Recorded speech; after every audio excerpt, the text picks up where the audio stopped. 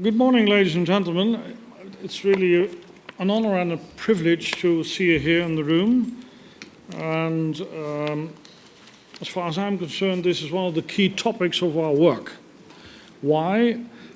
A key word in the whole activity of the ECR group is freedom.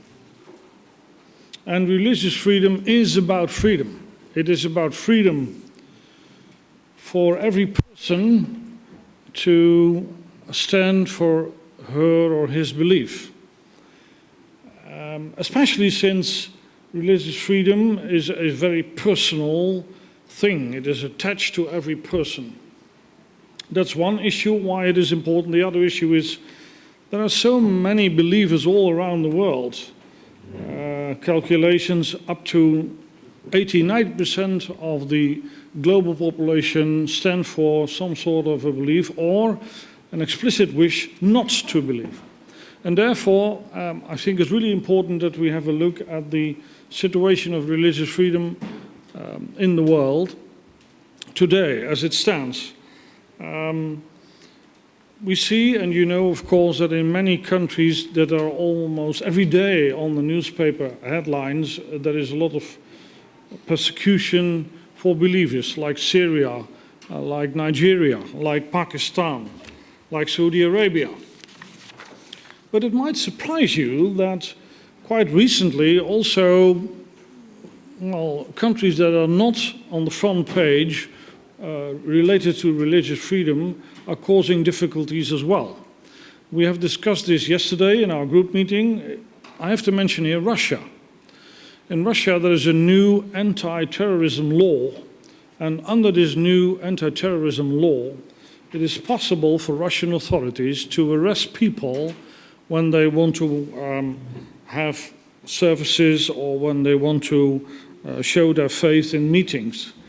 And therefore, we are circulating here tomorrow a letter which members could co-sign. This letter goes to Vladimir Putin, and it will be a copy to Madame Federica Mogherini and Jan Figel. Jan Figel is the new EU Special Envoy on Religious Freedom, and we want them to know that we are very concerned about the effects of this new Russian law and the arrest that has been made in the last weeks of several believers in Russia. So, Janus de Jong, my assistant, is here for you when one of the members who did not sign yet could sign.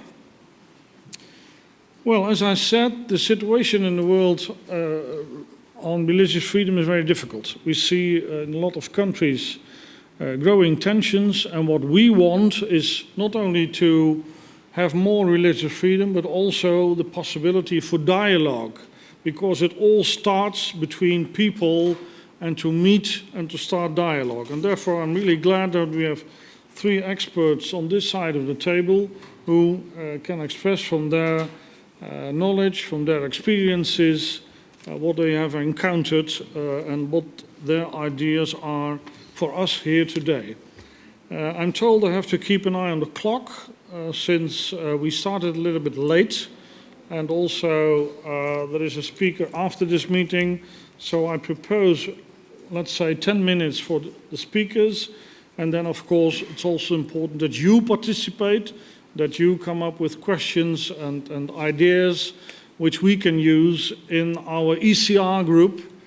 We have an ECR group on religious freedom. The co-chairman is Tomasz Poręba, my Polish colleague, who could not be here, and me.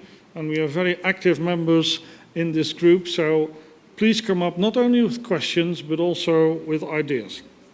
The first speaker I would like to introduce you is Reverend Christopher Hill. He's the president of the Conference of European Churches. And, well, I've met him already before, and he's quite experienced all around the world what's going on. So, Reverend, if you could take the floor, go ahead. Thank you very much.